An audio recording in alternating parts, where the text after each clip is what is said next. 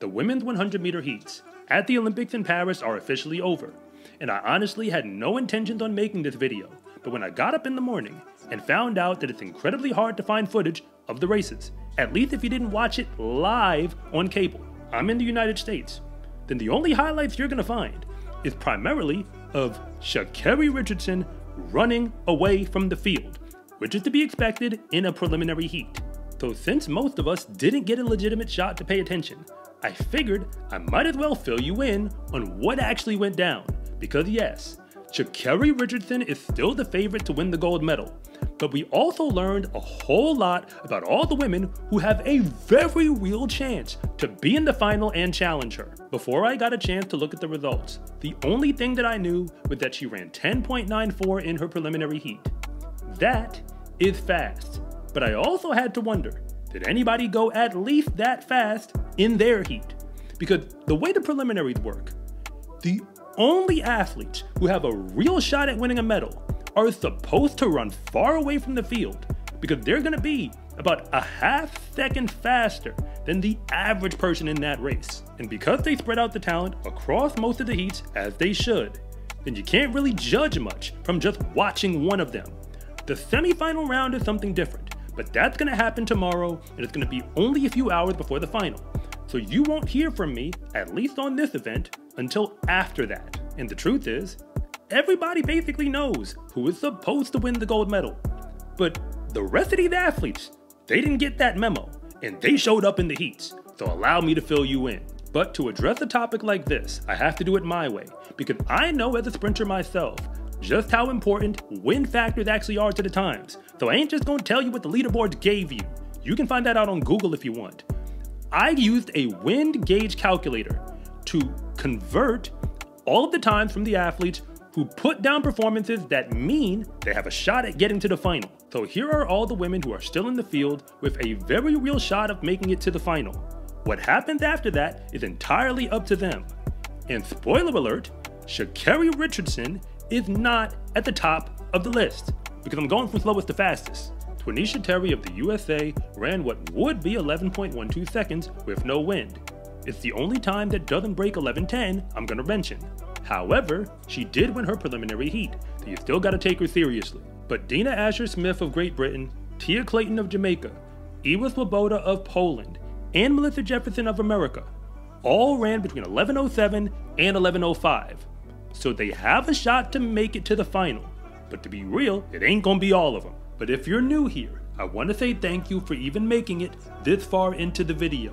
And I'm Coach Rob, the founder of SCArecruiting.com, where I rank the best track and field recruits across the entire nation. And if anything that I say actually connects with you, it is always greatly appreciated if you would please like and subscribe. But if I don't, just let me know in the comment section, because I try to read them all. But judging only off the preliminary heats, the next 8 women should be in the final. Mujinga Kambunji of Switzerland, she went 11:03 converted. And Audrey Leduc of Canada had been running the fastest races of her entire life. Yes, I noticed during the season. She went 11:02 in the prelims, converted. I do have to apologize to Daryl Nita of Great Britain, because she ran a fast 10:09, which converts to 11:01. But regardless, she still has a good shot to get to the final. But the woman that nobody is checking for is Gina Mariam Basbatai of Gambia. Her time would convert to 10:99. People like her are what the Olympic stage is all about. For the final 4 women, you are going to notice something about each of them. For the most part, they're the most talented women in the field, and I definitely owe an apology to one of them. Jamaica's Shelly Ann Fraser-Pryce ran what would be a 10.97 second race. That means she clearly has what it takes to not only be in the final, but come away with a medal. We already knew that, so don't worry about whatever time she's running between now and then. She wants gold, even if nobody's expecting her to pull it off this time. But interestingly enough, Sha'Carri Richardson herself is the only woman whose time basically didn't need to be converted. She ran 10.94, and it lands her 3rd heading into the semifinals. We all know she has more to give than what she gave in the heat. It's the only race I was easily able to find. But to Marie Josee Talou-Smith, I have to ask, please forgive me. She ran 10.8 on the clock, and it would convert to 10.92. I know she's talented, and she's been in world level finals and even come away with medals. We just haven't seen it quite like that over the last few years. But right now, she's making it clear she's making a run for the podium. And all the way at the top of the list, the only woman whose time would convert to a sub 10.9 performance is Julien Alfred of St. Lucia. Her time would have been 10.89 seconds, with actually 10.95 with a pretty legitimate headwind. Regardless, she is a gold medal threat. So no, she is not supposed to win, but that's just because we didn't ask her. All of the women I just named are definitely not going to make the final. There's no way that they could, but I'm pretty sure that the top 4 names are going to be there.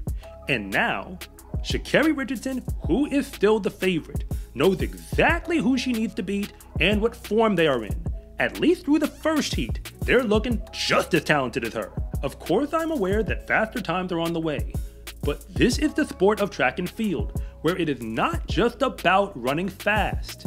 It's about running fast in the one race that you actually need to run, which is clear the Olympic final in the 100-meter dash. And remember, if you're not first, then you're last, and that's that. SCA track and field gear is here. Fast is a lifestyle, and what you wear should reflect that. Order yours at scarecruiting.com/shop or use the link in the description below. It's a huge support to me and this channel, so I can continue to make you more content like this. And remember, it is always greatly appreciated if you would please like and subscribe.